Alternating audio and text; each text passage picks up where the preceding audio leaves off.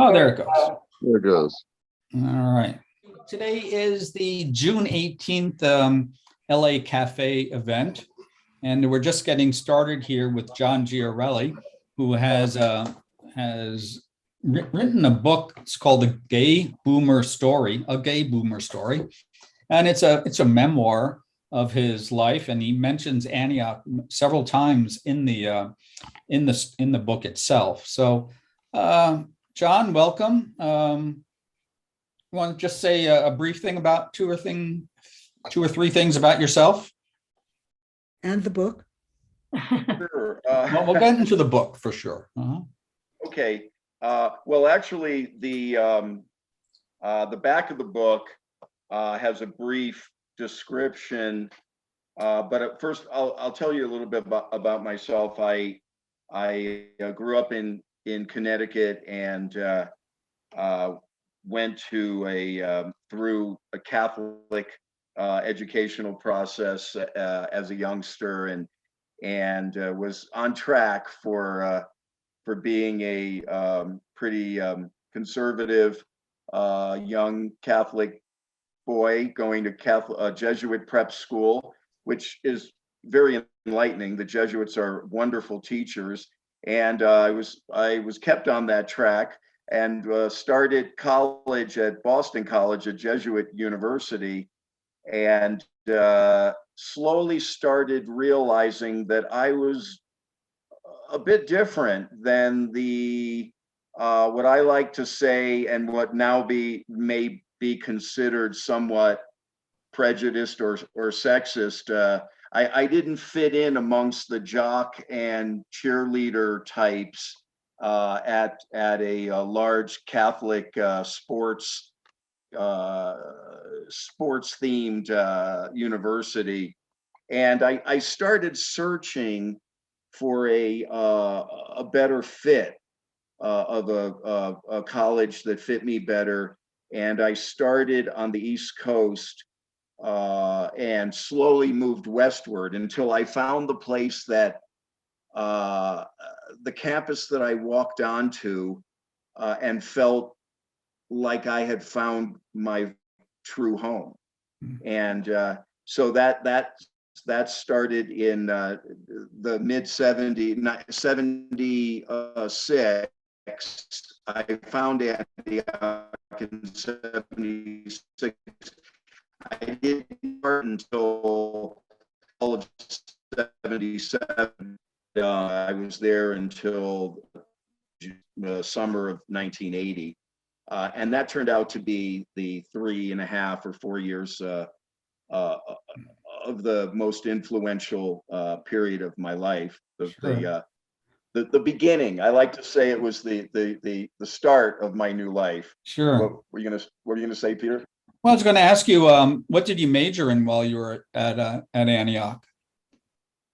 So I started out in English. That was my major at BC, and I was in some of the honors English courses, writing courses at Boston College, and I continued that at Antioch until I wandered into the music building and took a course with a man named John Ronsheim. Sure. And he was so inspiring and so wonderful, and I started to find my singing voice and my musical voice, that I decided to switch majors to music. And I remember sitting on the steps. This is in the book, actually. I was sitting on the steps of the music building one day, and Professor Ronsheim walked up to me and said hi and asked me how I was doing. And I gleefully announced to him that I had switched majors to music. And I'll never forget his comment. He said, "Well, it looks like you're really beginning to blossom, John." And that has kind of stayed with me throughout my life. It was the first time someone said that to me, and someone actually approved of me taking a different path in my life. And from up until then, there was mostly an approved path by either parents or, a kind of academic track that I Sure. was on. And so Professor Ronsheim was a great influence on me. But then I switched to art because I started painting in the art building and staying up all night in the art studios and painting very psychedelic, somewhat LSD influenced paintings. And I switched to art and became an art major. And then eventually, when I came down off of those acid trips, I switched back to English and have stayed with English pretty much the rest of my life. Yeah, no, well, that's I was a biology major and also but as I said before, did a lot of work with photography, and I was able to do that in my professional career. I had a couple of nice co-ops, but all in the sciences myself. What kind of, did you go on co-ops, or what were the type of co-op experiences you had? Well, I turned a assistant poetry editor position at the Antioch Review into a co-op job, and so I got co-op credit for working for being a poetry screener for Nolan Miller, the poetry editor of the Review at the time. And I'm sure Nolan's no longer with us. I have no idea of when Nolan might have passed, but he was another amazing influence in my life. And Well, after, I'm sorry. I was just going to say, unfortunately, the Antioch Review is on a long hiatus. So, there are a lot of people saying, "Oh, when's it coming back? Is it coming back? Who owns it? Who gets to?" I think Joan might have a little feedback on that. You're muted, though. You'll have to unmute. It is coming back. President Jane Fernandez. I've got it. So at a recent meeting in New York to honor Bob Fogarty, who was the recent editor of the Antioch Review, it was announced by Jane Fernandez, the new president of Antioch, that the review will be resumed, that they are looking for a tenured track professor of English who would be the Antioch Review editor. So they're actually designating a position on the faculty for the Antioch Review, and that person would also teach a bit as well. Well, that's fantastic. That's great. Yeah. I actually, the year that I started working under Nolan Miller at the Review was the year when they hired Bob Fogarty. So I remember his first day coming into the Antioch Review office and starting there. And to catch you up with something else, John, you should also know that Nolan Miller and his brother left a large amount of money to the college and the village to support co-ops working in the local area and students doing work for the village, in the village. Wow. That's fantastic. Yes. I had the unique honor of one day at the end of the semester, being called into Nolan's office, and he handed me a script, a manuscript for his book, and he knew that I was driving back east to New York to stop in New York and then go to my parents' house in Connecticut. But he asked me if I would drop it off at the editor's office in New York. So I'm not sure if that book was ever published, but I had Nolan's massive manuscript in my Chevy Impala driving across country to New York. Was that his book called Why I Am So Beat? Yes. That book was published It was quite successful. It's a novel, and Wow. apparently it was part of the very early beatnik movement. Amazing. No, so you played a significant part in that. If you had left that at the Denny's or the Howard Johnsons, Right. never would have happened, Well, I had to I was dropping people off. I had to drop off my classmate, Deb Berenbaum. Deb was, I was dropping her off at her mom's place in Brooklyn. No, Queens. I'm sorry, Queens. Let's not make that mistake. And she, yeah, but then I had to deliver the manuscript, drop Deb off, and possibly one other student before I made that additional 2-hour drive up to Connecticut. But yeah, so oh, I'm glad I was instrumental in getting him published. For sure. Did you do all your co-ops there in Yellow Springs? No, I did. Where else did I co-op? I I co-opted in Vermont at a daycare center in Rutland, Vermont.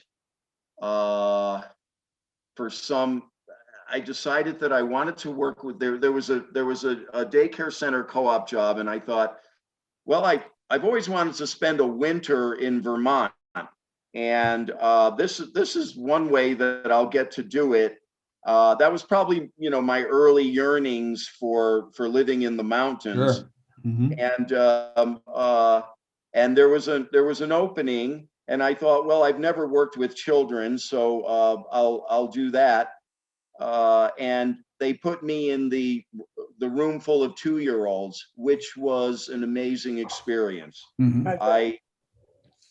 I never became a parent myself, although I always say that if some 40-year-old knocks on my door and says, "Hi, Dad," there's a good chance that his mother's name is probably Valerie from Antioch, but we don't know. We're not sure. So but I would gladly accept him if he or her if they were one of my children.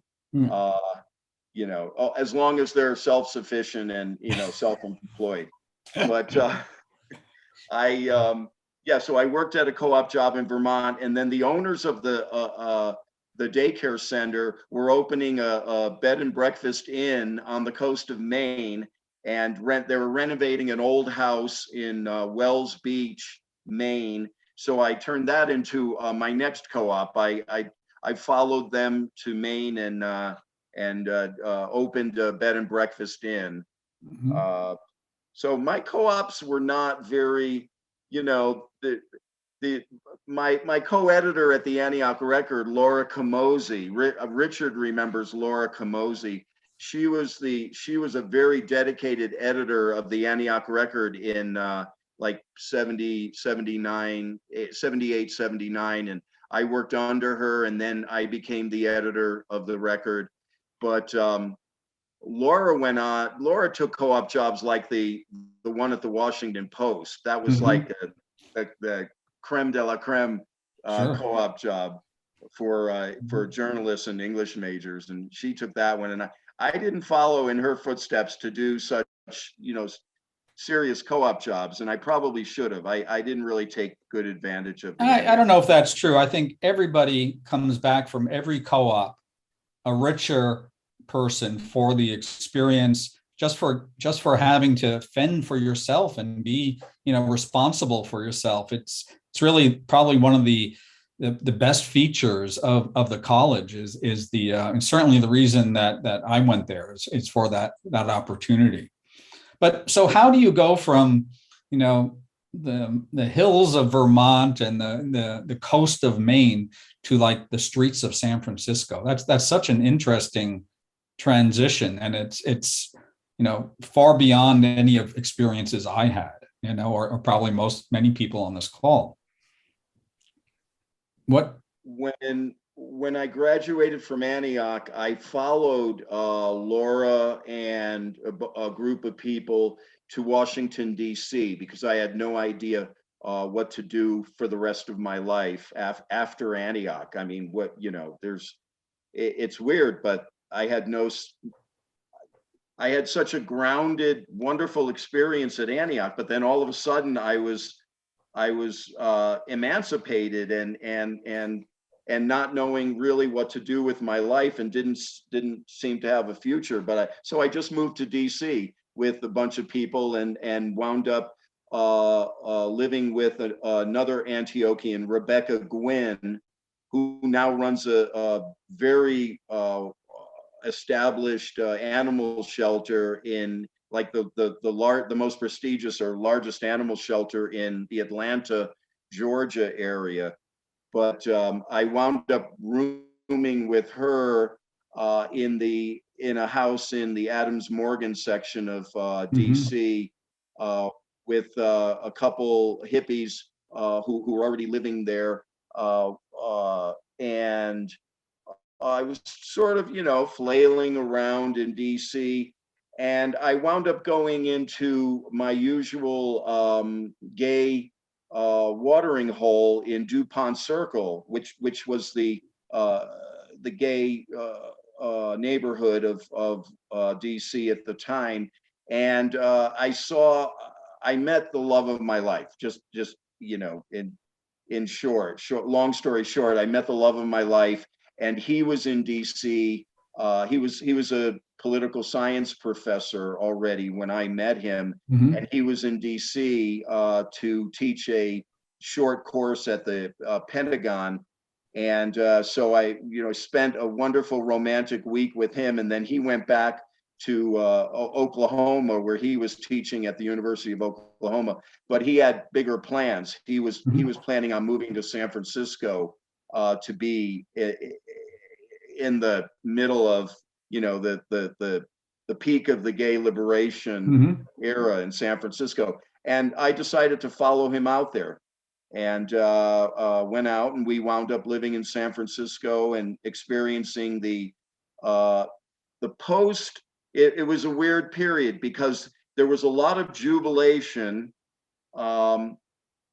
People were moving to San Francisco from everywhere around the world to become, to live more honest, authentic lives in San Francisco. And Harvey Milk had just been assassinated a couple years earlier, so there was tension. There was revolution in the air, but it was mainly a big party on Castro Street and throughout the Bay Area, and it was the place to be. It was where it was at for the LGBTQ community, and then AIDS hit, and we were having such a crazy, wonderful life that it took a couple of years for it to sink in that AIDS was starting to introduce itself into the entire community. Yeah, it must have been. In fact, at first, there's a scene in the book where I say that I was part of the headline from the San Francisco Chronicle in 1981 that said mysterious virus causes the death of 7 gay men, and I remember thinking, what a shame. That's terrible that's happening to them. I never thought that it would come home and affect me, and I ended up losing my lover and my circle of friends in San Francisco, and then that was it. It changed. Everything changed after that. Yeah, it was a devastating time. I lived, outside and close to Sacramento and Davis, and so I had many friends in the Bay Area. It was just devastating and was sad. It was a real tragedy, really. And then, the administration at that time, similar to the administration now, just didn't give a shit about it. They just did everything they could to avoid the topic. Yeah. Did you happen to ever meet Heidi Wyckoff in San Francisco? Yes, Yeah, I did. Heidi and I were very good friends from, Yellow Springs days. She passed Wow. away a couple of years ago. Oh, Yeah, very, very sad, but yeah, we kept together, kept in touch for quite a bit. Yeah, she was she hosted one of the craziest parties I ever went to. It's a little bit naive then. I brought my like 2-year-old daughter, to one of those parties in San Francisco, and she still remembers that. I mean, I don't know from pictures or what, but that was, yeah, probably the best party I've been to ever.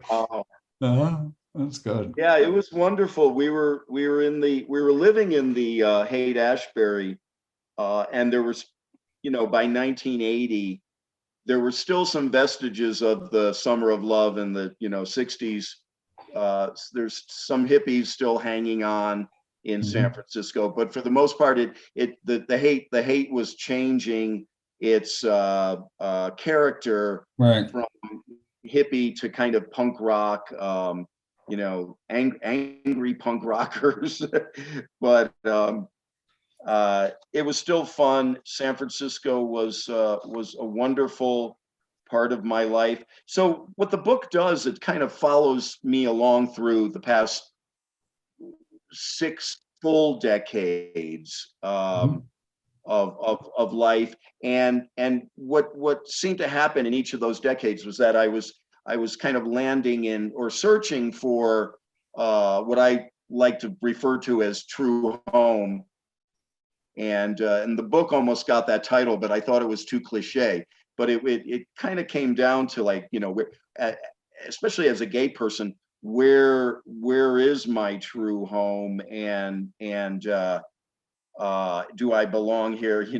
It's not. I tried not to make it a Hallmark daytime, where do I belong Mhm. kind of story, but it did. It, after all, the last chapter kind of sums it up about, if have I found where I belong. It and then, it kind of gives the idea that I've been searching for place, and perhaps many other gay people have spent the last or gay boomers have spent the last 6 or 7 decades in a search for a safe place. We at one time, Antioch, and Antioch College was that safe space for someone who was coming out.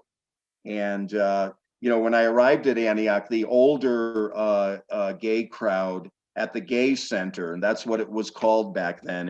It was the LGB Center, Mhm. the old beat up house on campus, and some of the radical fairies were still there, and they insisted that I come out to my parents when I did eventually realize that I needed to come out. And Mhm. I said, oh God, no, I'm not coming out to my Italian immigrant father, who was very stern and everything, but they were insistent. There was always that encouragement to evolve and move forward Mhm. at Antioch, and that's what I loved about it. But so each decade kind of found me in a new place, a Mhm. new home, and now, so I hopped from coast to coast. And I was thinking, if we have time, would you want me to read the Yellow Springs chapter? Yeah, how much time? I don't remember how. Yeah, we can do that for sure. Why not? I would like to say that I really like that with each decade of your life, you have sort of like a song associated or a soundtrack. Right, I, right. I really obviously I knew all those songs. But I thought it was a great literary technique or whatever you want to call it. But it really. Starting with the scene where my cousin and I are sitting on the living room floor of our house in the early 60s, and the Ed Sullivan Mhm. show came on, and he announced the Beatles. And Yeah. Yeah. Yeah, Started with the Beatles and made its way all the way through the disco era with the Village People and Patti LaBelle and Gloria Gaynor's "I Will Survive." Richard can tell a story about our connection to that song "I Will Survive." Right, Richard? you're on I mute. don't need to. I will either just verify or deny. That's my only purpose for being here. But I will verify that story. Yes. Yeah, well, I was in that little email I wrote. I did think that all of us have a song track to our lives, and I think it'd be interesting to sort of poll the Antioch community and see where there's overlap. Right. I've done a lot of work on the Antioch Adventure, and there's a song track in there, and Yes. everyone, of course, in that mid to late 60s, that's part of their soundtrack. I think it'd be an interesting sort of research product or so. I forgot. I'm hitting myself because I forgot to add that experience of sitting in the auditorium in Main Hall, in Kelly Hall Auditorium, and watching during my introduction to Antioch, watching the Antioch experience and the Antioch Adventure, and seeing them dancing on the roof of the student union and singing to the song. Oh man, Dancing in the Streets, I think that one. shout it out around the world. Are you ready for a brand new beat? Yeah, Dancing in the Streets. Yep. Yeah, it's fantastic. I myself, I have four VHS tapes in my life left remaining, and one of them is the Antioch Adventure.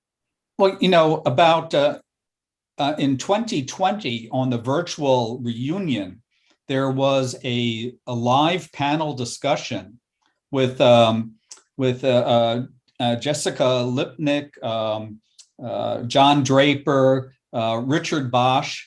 They talked about the film, the atmosphere on campus, the issues that they had. It was a fantastic sort of recap of the whole movie. I am working on a little video that of the Zoom, that brings in some of that conversation and some clips and so on. But I tell you that that video editing and assembly, the original Zoom video was not useful. There was just terrible stuff. But there's a lot of great insight in that little panel discussion. It really should be archived. Just a lot of good information in there. But what time? It's 4:40.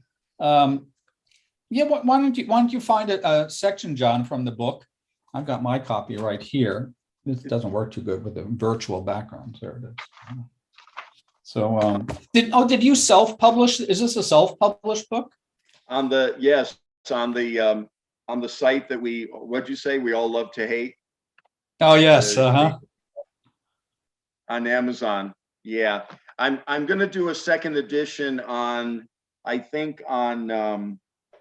Oh man, my memory's failing now. The sure. Another publishing site, Spark, that will allow small independent bookstores, distributors to pick it up.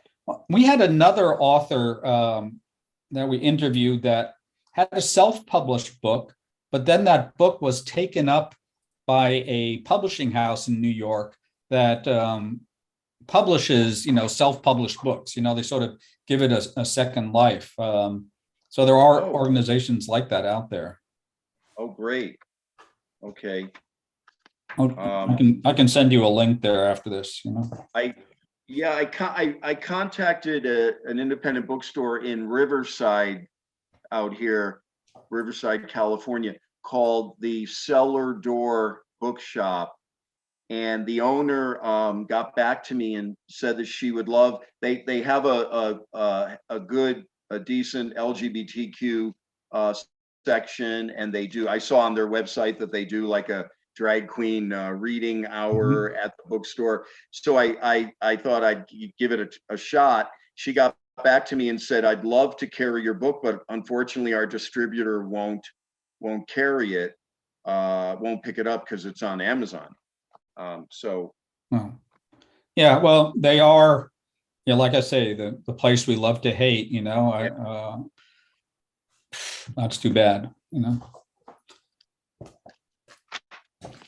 But I don't know, I live up on a hill in Los Angeles, and there is no really easy access to a bookstore. When I lived in Davis, we had some great independent bookstores. I just walk downtown and come back with 3 or 4 books. And now I don't know, it's not rewarding to go to Amazon and buy a book. It's much, you have to sort of pick up the book, look at the cover, right? But then go through the pages and just sort of glance through. Buying something online is not satisfying. have you do you go to Book Soup? I have not done much around here. I mean, I have been, there's this big bookstore downtown. It's like 2 stories tall. I've been there. I bought a number of books from them. They are Is it the Last Bookstore? That sounds right. Yes. Yeah. Yeah. It's a fantastic place. They've got new books, used books. Yes. And it is tunnels of books. Yes, I know. They have that architectural statue made out of books into a circle, by overlapping the books. It's always sad to me to see books used as something other than books. But then when you realize there are, just billions of books out there, Well, I think that my greatest regret in history is that they burned down the Alexandria Library. I keep on thinking, what was in that library, Right. Well, let's have some reminiscence about Yellow Springs. There is such a statue in Yellow Springs made of books. It's actually bronze, and it's in front of the public library. I'll check. I'm going to Reunion, so I'll see anyone who goes there this year, but I'll check that out. Thank you. I haven't been back to Yellow Springs since June of 1980. You'll cry. It's such an emotional thing to walk on campus. I'm afraid to, because when I first walked onto that campus, I cried, knowing that I felt like I had found my home. Yeah. I understand they got the money to tear down the student union, so I guess that's gone. No, that's not happening gone yet, but they did get the money. They got the grant. Yeah, they got the grant to tear it down, and it is dangerous. So they will tear it down because it's full of asbestos and stuff. But they're going to keep the stoop, and there's going to be a funeral at Reunion. They're going to stage a funeral for the student union, which is interesting to me because I was a student before there was a student union. So it doesn't even feel old to me. But anyway, they're going to have a funeral. Where was the student union? We didn't have a student union. We just used the C shop for socializing and things like that. And where was the C shop? The C shop was in a Quonset hut that doesn't exist anymore. It was one of those half dome things. Yes. From World War II. Mm-hmm. Were you there for the construction of Red Square? That was later. That was later. Yeah, Wow. I'm very old. No, they're not. Well, you don't but look anyway, it. the student union, I was going to say, at the funeral, we've been told to wear white, which is somehow a funerary color. And we're supposed to, they're going to have a candlelit service for the student union to go to heaven.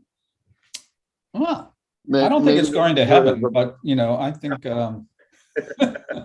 I did do it as a Viking funeral and just burn the place down. Yeah, I did break into the union in 2019.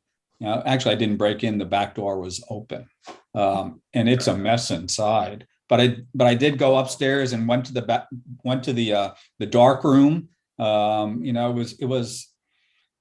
It's amazing how much you forget and then how much you remember. Like, yeah, I know that staircase. I know where this goes, yeah, but it's a shame that they're tearing it down, but I'm glad that they're keeping the stoop. And I guess they're going to try to make some sort of a platform or a stage or some sort of structure to keep that, because it's, I don't know when they built it, probably in the 60s, right? It was built in about 1960. Yeah. Yeah. There used to be a street going right by it, an open North road. College Street just went all the way to Corey. Right. Yeah. Mhm. So it was there when I started in 59. Oh, really? Well, we'll Yeah. have to get some history of that. 59, did you say? Yeah, Okay, so I was off by 1 year. But Mhm. anyway, yeah, about Well, that. we don't know. You could be off by 2 years, We used to folk dance there. No, Jesse is right. If Jesse says it was 59, it was 59. I Well, always she just said that it was there in 1959. Okay, I'm sorry. I'm getting too Okay. pedantic here. It was not there in 57. All right. Well, I'll come back with a It's not report gonna be- from Reunion and get that data down here. I would I love for think John my to read signal's about Yellow Springs. What is Yellow Springs? All right, we got about 15 minutes left. I don't think we'll have too many questions. We've had a nice conversation going on here. I thought John was going to read some of his. Yes, Yellow yes, Springs. why don't you do that, and we'll then take a couple of questions from Nancy afterwards. Okay. Can you guys hear me okay? Because my internet signal out. It comes and goes, but right now it's just perfect. Okay. Nope. Well, now it just went, so you're gone. No, that's too bad. That's what happens when you live in the mountains, Wesleyan, Middlebury, Bennington, Goddard, Hampshire, Marlborough, Bowdoin, and Colby, then continued west to New York State at Bard, Hamilton, and Hobart, then down to Swarthmore and Haverford in Pennsylvania, and finally into Ohio at Oberlin and Kenyon colleges. Kenyon College, Paul Newman's alma mater, where I fell in love with the storybook campus and a hippie girl named Karen. That night we made love in her dorm room. I guess you could say I was back to being straight after Harold and Provincetown. That's in a previous chapter. Or bi, which is really the on-ramp to the gay freeway, but I warned you about the mixed up 70s, so I get a technical pass. The next day, after a tearful kiss goodbye and hollow promises to return, I drove past pig farms into a funky little village about an hour southwest of Columbus called Yellow Springs. I walked onto the campus of Antioch College and instantly felt at home. I suppose the admissions department interviewer also felt something, as he let me know then and there that I was welcome at Antioch. I knew they needed more students, as enrollments were just beginning to drop at all the small liberal arts colleges across the country. But at that moment, his gesture felt sincere and authentic, a quality I would learn to recognize about both Antioch and the Yellow Springs community from that day forward. I walked out of the majestic main hall on cloud 9, like I had just been handed the keys to the Emerald City in The Wizard of Oz, and floated across the campus in an out-of-body state of inner peace and joy, until I made it back to the room I was assigned to in West Hall, where the student whose quarters he was sharing with prospective students like myself had hundreds of science fiction novels on his shelves and walked barefoot around the campus, dressed in a long black cape and carrying a tall wooden staff. I knew right then and there that I had found the college and the town that fit me. The college and the town were almost one and the same, mostly students, artists, and hippies, though some of the local blue-collar townies were wickedly attractive. Those Southern Ohio, Northern Kentucky bad boys trying to score with the Antioch women and hopefully with me. Professor Ronsheim saw me sitting on the steps of the music building one day in 1978 and stopped to ask how I was doing. I enthusiastically answered that I had just switched majors from English to music. His perfectly empowering response was, "Well, it looks like you're really beginning to blossom, John." If I could talk to him today, which I recently learned I cannot, I would tell him that his comment not only stayed with me throughout my life, but became a metaphor for it. The day I set foot in Yellow Springs, Ohio, was the first day of my own life, the day I finally began to blossom in my true home. Wow. Do we have more time? Sure. I met a girl with jet black hair, wild and athletic, both in and out of the sack, and Jewish. She had recently broken up with the campus god, a blonde Adonis from California, who unexpectedly announced that he was gay. 40 years later, I would run into him living in the same tiny mountain town that I had moved to in California. She liked my poetry and sensitive nature, and we made love in my dorm room every night. The next semester, we got a couples room together. They had those at Antioch, along with co-ed showers and no grades. Gotta love those liberal arts colleges, man. We began a life together, or so we thought. We would romantically hike in Glen Helen, a massive nature preserve owned by the college, situated just over the railroad tracks from the campus. I would drop acid in the deep, dark pine forest there. She was a bit more restrained, not a drug user, but an awakening feminist. In a sense, we were both blossoming at the same time, just in different directions. I had a work study job as a manuscript reader for Nolan Miller, the poetry editor at the esteemed literary journal, the Antioch Review, where writers and poets like Ralph Ellison, Sylvia Plath, Anne Sexton, and Mark Strand were published early in their careers. I'd sit for hours in the coffee shop in downtown Yellow Springs, reading and writing poetry. My girlfriend started taking EST, the self-improvement psyche healing course created by Werner Erhard, the new age guru of the 70s and 80s. She'd come back to our cozy little dorm room after a seminar and cry through her existential pain.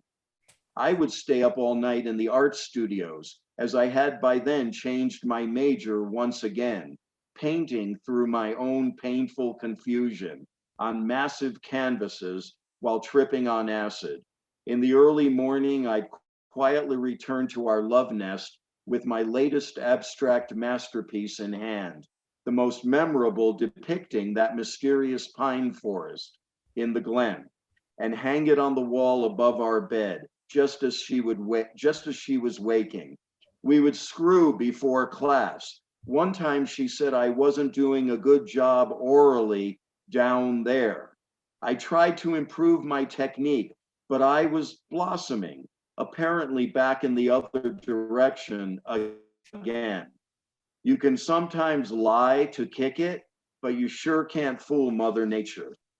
My best friend at Antioch was Eric, a social butterfly on campus and an actor and comedian. He knew me well. We were kindred spirits, connected at the hip, even when living at opposite ends of the country years later. We started attending events at the college's gay center, located in a beat old house on campus. Everyone went there. It was Antioch, for crying out loud. Around this time, I started meeting lots of great folks, not all gay, but all beautiful, loving people, like Emily, who I drove to her first abortion and love to this day, even though I'm insanely jealous that she's now living on Lake Tahoe. There was Laura, my editor at the Antioch Record school newspaper, Rebecca, a cool drinking and traveling buddy and housemate right after college, Scott and Miriam, Richard, Deb, Karen, Lisa, Angel, Tana, Larry, and Emily, Duffy, John, Dawn, David, Charles, Julie, Yvette, and Fish. Yes, Fish, a Black gay drag queen from Beckley, West Virginia. We never called him by his real name, but the following semester he returned from break with a very real man on his arm, a straight up thug, butch as nails, gangsta from Appalachia, who just happened to be gay. And the next thing we knew, their unofficial wedding ceremony was celebrated in the gay house, where Fish descended the rickety staircase in a full-on floor-length veil and train white wedding gown. Now, where the hell was he hiding that? Soon after my introduction to the LGB community at Antioch, that's all it was called back then, I started hearing rumblings about a Tim who had just returned to campus from his co-op job. Antioch had them too for real life experience credit as a picker on an Oregon pea farm. Life as I knew it ended at that very moment, and a new one began as I walked across Red Square one evening towards the cafeteria in the student union for dinner. There he was, standing on the steps.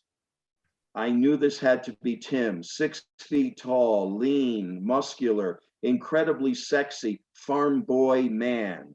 Okay, so I might just be embellishing the farm and man parts, but he sure looked like he had just jumped off a tractor to grab some victuals at the local saloon. After all, Tim was from the Midwest, Rockford, Illinois, to be precise, and I was from the New York City area, where we looked a little more Mediterranean, hardly strapping 6 foot tall, blue-eyed Midwest all-American farm boy. He was my exact opposite and just my type. I was really blossoming now. In fact, I was all, I'm coming out, like Diana Ross in Central Park. After getting to know him, I fell full throttle, triple axle, Donna Summer, love to love you, baby, in love with Tim. Unfortunately, he already had an other with whom he was cohabitating. I knew this because I would take my evening stroll and stop to stretch on the grassy knoll just outside their dormitory ground floor window. I believe that was President's Hall. Every night I would do that. And when that relationship ended, I went all, it's my turn, Diana Ross, only to be the last girl at the dance to learn that he was already taken, nay, stolen, by none other than Richard, who's on this Zoom call, another handsome worked out stud with chest hair and a Camaro. That asshole who looked like the hot cowboy in The Village People is now a lifelong friend. I cried myself to sleep, came out to and broke up with my Est goddess girlfriend all at once, who had to process cry through even more pain that I was now inflicting on her already fragile psychic stability. Thanks to both her first closet case boyfriend and Werner Erhard. And I got myself a room in Birch Hall, the gay and lesbian dorm, directly below Richard and Tim. Not intentionally, one night after they had loud enough sex for me to hear, Richard lowered a radio down to my window on a string when Gloria Gaynor's hit song, I Will Survive, came on, which was like every hour that year. He's never been forgiven for that. And I never did have a real relationship with Tim, but he made me feel real love for the first time. I'm sure he knew that I would always love him, even on the day when he took his own life after receiving an HIV positive diagnosis in the early 1990s, choosing to avoid the onslaught of opportunistic infections which inevitably led to death from AIDS at that time. Thank you, Emily, for being there with him at the end. He's our beautiful Midwest farm boy in angel in heaven now. Life became lonely for me at Antioch after leaving my girlfriend and straight identity behind and experiencing the heartbreak of unrequited love for the first man to whom I opened this beating heart. Soon after graduating from Antioch, I met my one true love, my soulmate. We caught the moment in time at the very peak of the gay liberation era in San Francisco at the dawn of the 1980s. In fact, the hit disco song at the turn of that decade, just as I had graduated from Antioch and was heading for new horizons, was Born to Be Alive, a destiny so many others never got to fulfill. Once again, amazingly, over 40 years later, I'm still standing like Elton John. I guess I'm destined to fulfill the instruction of the educator and first president of Antioch College, Horace Mann. Be ashamed to die until you have won some victory for humanity. It's such a goddamn bittersweet burden. Thank you very much. That's just lovely. Mhm. Yeah, that's worth buying the book for, just that section. Mhm. Seems like we Thanks. lost Tanya. Yeah, Tanya had to, she warned us, she had another event. She's retired, but she's busier than anybody I know. Well, maybe you, Joan. I mean, you certainly are keeping things up. No, well, my friends don't believe me, but living in the mountains can be a little tiring at times. There's a lot to do up here, and I have 3 dogs that I have to cook for and feed every night. Yeah, You well, cook for your winter is dog? coming whenever you live in the mountains, right? Mhm. Right, exactly. Yeah, I have to start gathering firewood Sure. in a couple months. Yeah. Mhm. Which mountains? I got on late, so I didn't hear. Oh, I'm sorry. Hi, I'm John. Hi, John. I'm up in the Big Bear area in the mountains of Southern California between LA and Joshua Tree. Sure. Good. Beautiful. Where are you? I'm in Pasadena. Oh, okay. In the foothill, I'm on the Altadena, Pasadena border. I'm in the foothills of the San Gabriels, but I'm not up in the mountains. Perfect. Yeah, I was Up a hill. in West Hollywood for almost 20 years, and I started exploring all the local mountain towns and finally settled on a little town called Green Valley Lake Mhm. in between Nice. Lake Arrowhead and Big Bear. Awesome. Mhm. Yeah, I went for my first trip up to Big Bear this last early fall, and I know you speak of it in your book in not too glowing terms. And I have to say, I probably wouldn't go back up there because it does look like it's all monster trucks and big boats and stuff. But the area up there is just beautiful. I mean, it's. Maybe I'll stop by Green Valley sometime and check it out. Please do. Please do. It's the antithesis of Big Bear. I was stuck in traffic on Big Bear Boulevard thinking, well, this isn't exactly the mountain town fantasy that I had in my head of, kind of a off the grid, remote, undiscovered place. And so I kept passing the rickety old sign along the way to Big Bear that said Green Valley Lake, 4 miles up this little road, and finally went up there and found it, and I've made some lifelong friendships. It's as the old veterinarian in Lake Arrowhead at the Lake Arrowhead Veterinary Hospital said to me when I asked him if he had heard of Green Valley Lake. He said, "Oh yes, but I haven't been there in many years. Lots of eccentrics there." Well, I'm glad I said, don't you mean weirdos, doctor? I could attest. Twice I've been up to Green Valley Lake to visit John, and never had I had snow 6 inches on Memorial Day. That was 3 years ago, right before COVID started.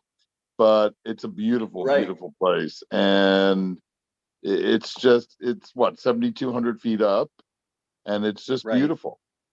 Yeah. Well, I will plan on coming up there once. Let's see. Dr. Stromanis has a question.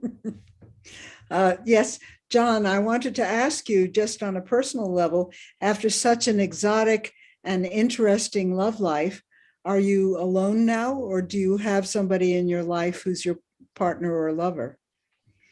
I am alone. You have 3 I, dogs. yeah, my dogs are my lovers now. Yeah, I haven't met, I've had 3 somewhat rocky relationships since if you read the previous chapter, I mean the chapter after the Yellow Springs chapter, when I moved to San Francisco with Ted. He was the love of my life, and then after he died, I had 3 successive relationships that weren't quite the same, and I probably was somewhat responsible for their demise, not the men, but the demise of the relationships, Mhm. and because none of them measured up to Ted. Mhm. Well, I wanted to say that your writing is wonderful. I have not read your book yet, but it does seem as if you're a terrific writer. Thank you so much. Mhm. Thank you. Well, so we're just about out of time.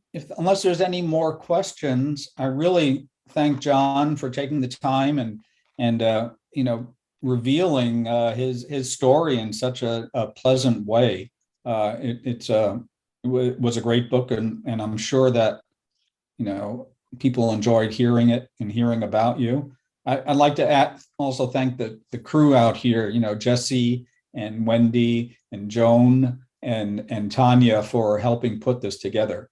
And like I say, we're working on getting them posted to the Antioch College. I think it's a YouTube site or something like that.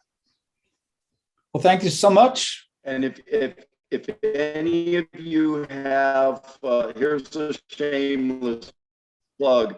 Buddy has a Hollywood connect. Let me know. Could you say it again? Your audio just dropped out. If anyone has a Hollywood connection to a potential, I've thought of the book as becoming either a Netflix series or a small film, or even a play, a stage play. Mm-hmm.